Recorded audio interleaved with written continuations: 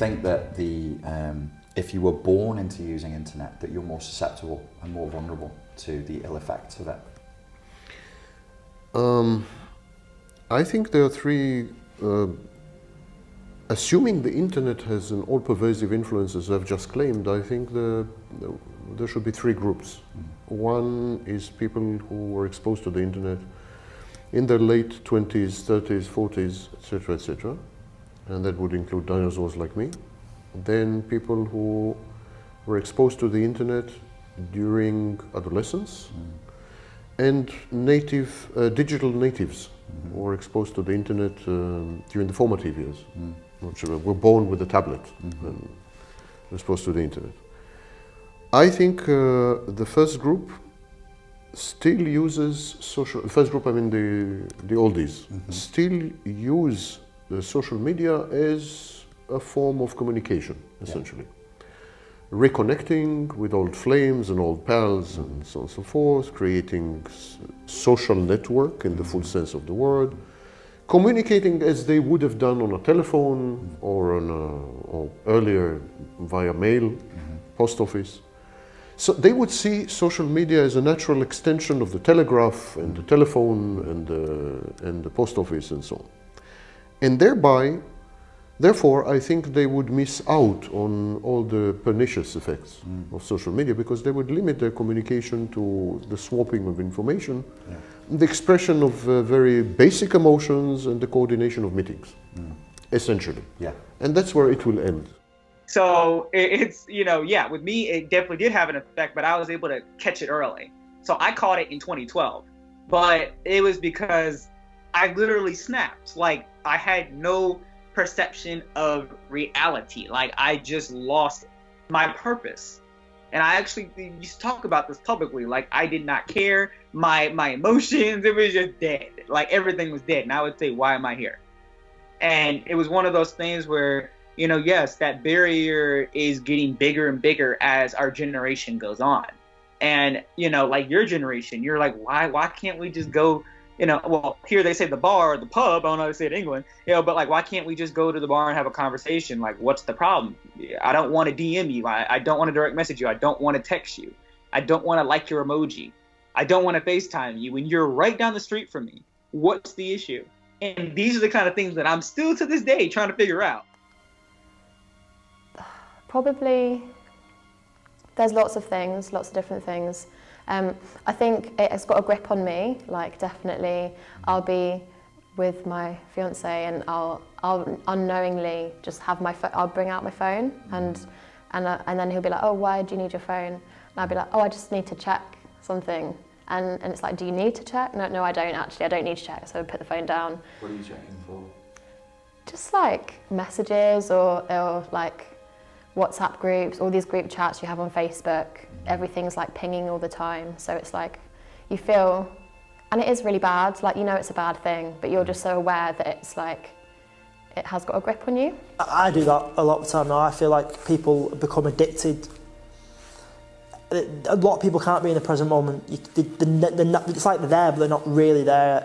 And they're always, it's like you go to a dinner or you go to get food or whatever, and they're just sat on the phone, and I think you only notice it once you step outside and you're not on your phone, you see someone else, and you're trying to have a conversation, and you're trying to be genuine with them, and you can't be genuine with them at all. We have intelligence, we have imagination, but the further we go into symbolism, the further we are away from reality. And the further away from reality you are, the more insane you are, by definition. Nobody in the mental health community would argue with that. You can't abandon reality and not expect mental health issues. And the primary mental health issues that this will cause will be depression and anxiety. People will not feel good. And I think that's what's happening with these kids. They're investing in a symbolic world that has abandoned reality, that has really very little bearing on the reality that they live in, and they're sinking themselves deliberately, wholeheartedly, and with energy into delusion. Not just a singular delusion though, a shared delusion. Therefore, social media usage could be effectively said to be mass psychosis.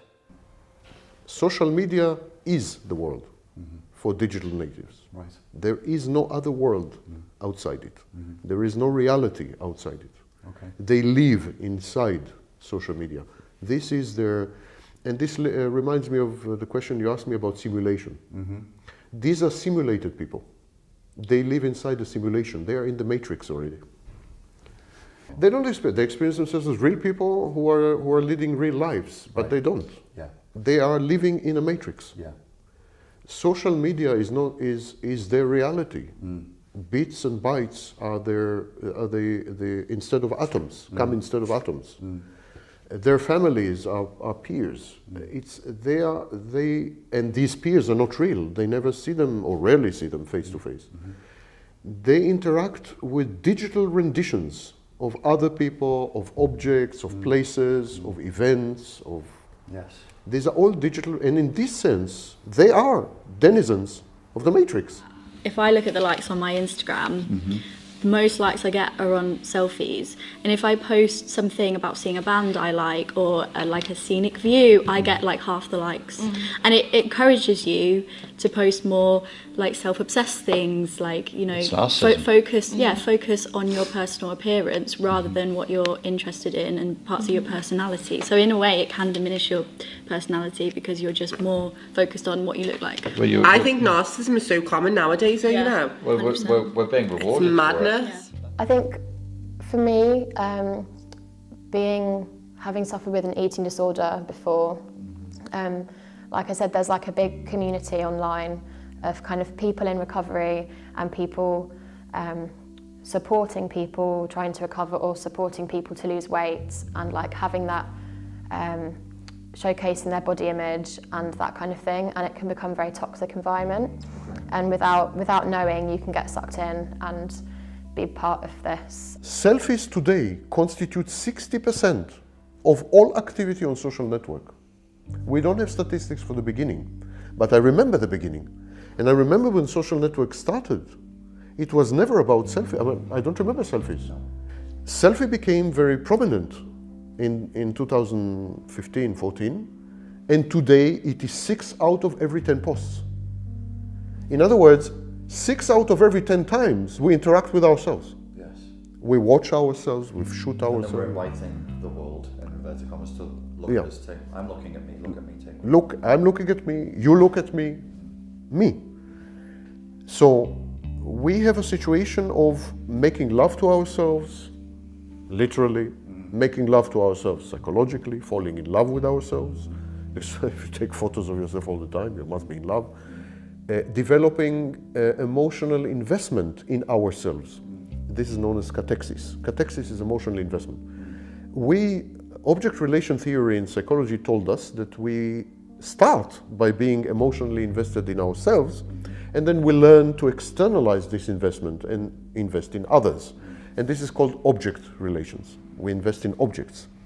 But social media reverses this process, creates regression. Indeed, social media encourages very, very primitive, infantile, baby-like defense mechanisms, such as splitting. You're either my friend or my enemy. You don't like me, you are my enemy. You like me, you're my friend. It's the like, dislike. It's very binary, binary state. That's not the real question. The real question, why wasn't it done 10 years ago? Why wasn't it built that way? If the whole platform was built for addiction, as the chief engineer himself admits, if you knew that you were creating addiction, why didn't you limit the number of pills? Why didn't you limit the usage? Ab initio, from the very beginning. Why did you have to wait until, by rough estimate, 20,000 teens died every year, every single year? Why did you have to wait for this to happen before you introduced a watch? It's exactly the same strategies of tobacco. Tobacco companies knew it's addictive. They introduced ingredients that made it addictive. Their advertising made it addictive. I mean, it was all about addiction. It's exactly the tobacco situation. And tobacco was addiction, not conditioning. Social media is conditioning. I can't emphasize how critical this distinction is. Addiction can be overcome. There are well-known techniques to counter addiction and reverse it, and so on and so forth. Conditioning is much more difficult.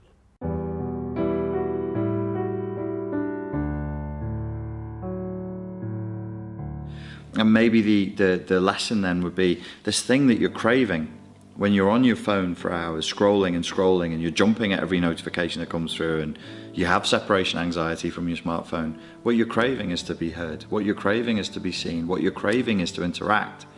And you're not. It's fake. It's fake. It's a simulated hearing. It's a simulated seeing, a simulated interaction, and it always leaves you thirsting for more. Where the real world experience of interacting, with chatting with your mates or new friends or people you're enjoying a conversation with, that satisfies that urge. It slakes that thirst in a way that the artificial world just can't. Promises to and never delivers.